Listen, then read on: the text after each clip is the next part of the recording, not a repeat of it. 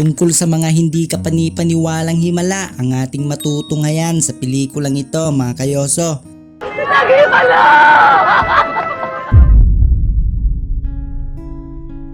Mga mapanlinlang na himala na nagpapaloko sa mga tao, kumita lamang ng libo-libo.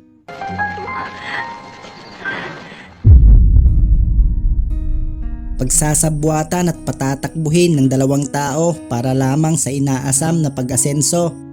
Ngunit ang lahat ay mayroon din namang hangganan. Ang masamang gawain, kapahamakan din ang nag-aabang. Dahil sa mundo ng pelikula, hindi nawawala ang mga kontrabida at minsan ay bumapabor pa nga sa kanila ang tadhana. Magandang istorya ito, mga kaibigan, kaya ano pang hinihintay natin? Simulan na natin ang pagbubuod sa pelikulang ito na pinamagatang Ang Huling Birhen sa Lupa.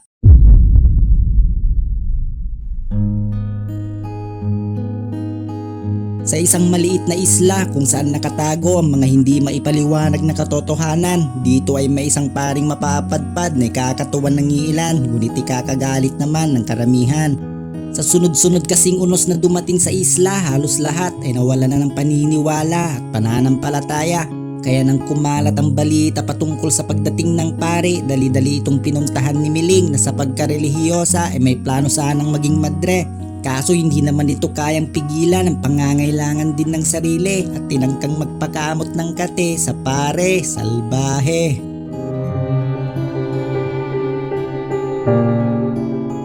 Pero may isang pamilya naman ang nakatira malayo sa mga kabahayan. Dito ay nakatira ang magkapatid na dalaga na sina Sean at Lorena kasama ang may sakit nilang ina. Magkasalungat ang paniniwala ng magkapatid dahil tulad ng iba wala ding pananampalataya itong si Lorena. Ni hindi nga rin kaaya-ayang klase ng trabaho niya dahil kung tutuusin sa mata ng Diyos ito'y malaking kasalanan.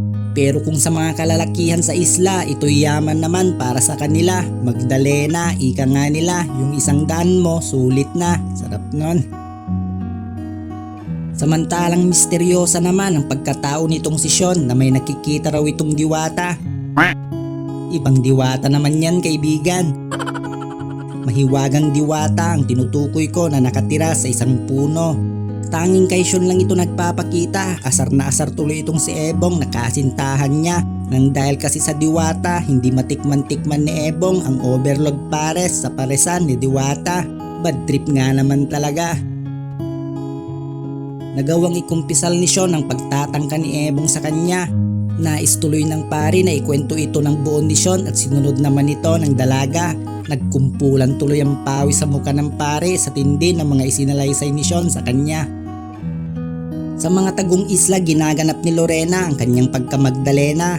Malayo sa mga matang mapanghusga at upang mailayo rin sa kaalaman ng mga misis nila. Dumating na tuloy sa puntong nagpapagamot na, nagkatulo na palang gripo ng putya, nayari na. Galit na galit tuloy si misis pagkakita kay Lorena. Hinabol pa hanggang sa pagtulungan na ito ng mga misis ng mga iba pa niyang nabiktima. Mabuti na lamang at nakita siya ng pare na agad naman siyang tinulungan. Subalit ikinagalit lamang ito ni Lorena at mabilis nang iniwan ng gwapong si Father Eman. Isang araw, hindi lubos akalain ni Lorena nang makita kung sino ang taong madadatnan niya sa lugar na tanging mga parokyano lang niya ang nagpupunta. Hindi naman siya tanga upang hindi malaman ang pakay nito at dahilan kung ba't ito naroroon sa lugar. Kaya dito na nga sumiklab ang kakaibang misa ni Father. Tinalsikan pa niya si Lorena nang mainit-init pa niyang holy water. Iyami nun. Nang matapos ang nangyari, dito na pinag-aamin ng pare ang tunay nitong pagkatao. Hindi raw ito totoong pare at nagpapanggap lamang upang takasan ang nagawang kasalanan. Pero handa pa rin daw niyang ituloy ang pagkukunwari para sa isang plano na pagkakakitaan niya ng malaki.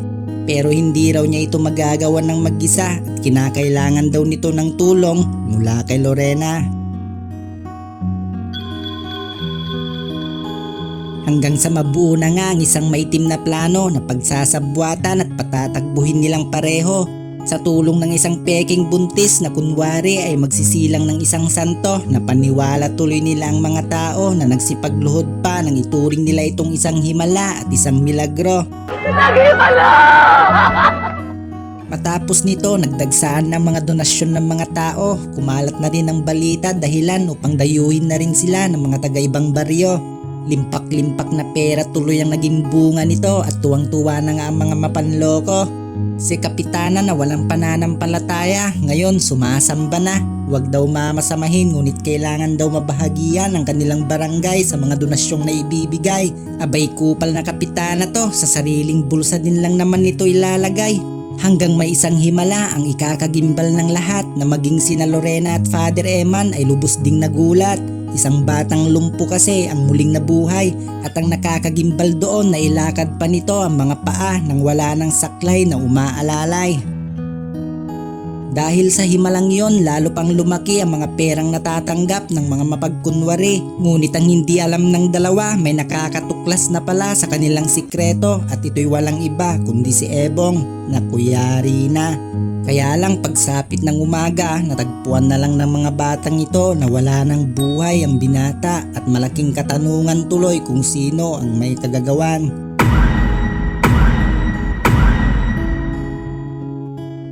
Isa na namang himala ang magaganap kung saan ang ina naman ni Nasyon at Lorena ang gagaling mula sa matinding karamdaman. Pero hindi ito nangyari sa simbahan kundi sa isang burol kung saan nagpapakita ang mahiwagang kaibigan ni Sean. Tuwang-tuwa tuloy ang ginang habang ibinabalita ito sa mga taong nasa simbahan. At di nagtagal kasama sina Kapitana, Lorena at mga iba pa ay agad nilang pinuntahan ang nasabing burol. Sa bisa ng pananampalataya ni Sean, muling nagpakita ang kaibigang diwata. Ang mahal na birhen naman raw ito ayon sa mga nakakakita. Pero ang grupo nila Kapitana wala raw nakikita, maging ang pare ay gayon din. Kaya upang mapagtakpan ng peke nilang pananalig, nagkunwari na lang sina Kapitana na ito'y nakikita rin nila na may pasamba-samba pa. Lalo pang nagdagsaan ng mga tao, ramdam na tuloy ni na Kapitana na pasikat na ng pasikat ang liblib nilang baryo. Kaya bilang Kapitana, hindi na raw niya hahayaan pang iba lang ang makikinabang dito. Hanggang sa makikita na nga natin ang pagdakip nila kay Sean at mula raw sa araw na ito, sila na raw ang mamamahala sa mga mangyayaring milagro. Hindi na tuloy makausap pa ni Lorena ang kanyang kapatid dahil pinaghihigpitan na silang makalapit. Inis at galit naman ang mayroon ngayon dito kay Father Eman dahil ang kanilang naisip at nasimulan ngayon na iba na raw ang nakikinabang. Hanggang sa makikita na nga natin ang pare na pinaghahamon ng mahiwagang kaibigan ni Sean. Naku, hindi ba't masama na hinahamon ng isang taong kakayahan o kapangyarihan ng Panginoon? Yari ka ngayon. Wala tuloy itong masabi kundi ang umiyak at magsisi ng magliwanag ng puno at kitang kita na totoo nga ito. Gusto nang itigil lang pare at ni Lorena ang mga panloloko nila sa mga tao. Inamin na ang mga himalang nangyayari ay puro lang nila imbento. Subalit matagal na pala itong alam nila Kapitana. Sinasakyan lang daw nila ang mga hima-himalang ginagawa nila Lorena. Alam din nila na hindi totoong pare si Father Eman at Martin ang totoo nitong pangalan na kuyari na. Kaya sa ayaw at sa gusto raw nila, tuloy pa rin ang mga himala at ngayon ay sila naman daw ang kikita. Alalahanin daw nilang dalawa na hawak nila si Sean at kung hindi daw sila susunod, maaring matulad din daw sila sa nangyari o ginawa nila kay Ebong. Ngayon ay tukoy na natin sila palang responsable sa nangyari sa kasintahan ni Sean at natitiyak kung kaya nila pinatahimik ng tuluyan si Ebong upang hindi maisuplong ang natuklasan nito noon na napapakinabangan na nila ngayon.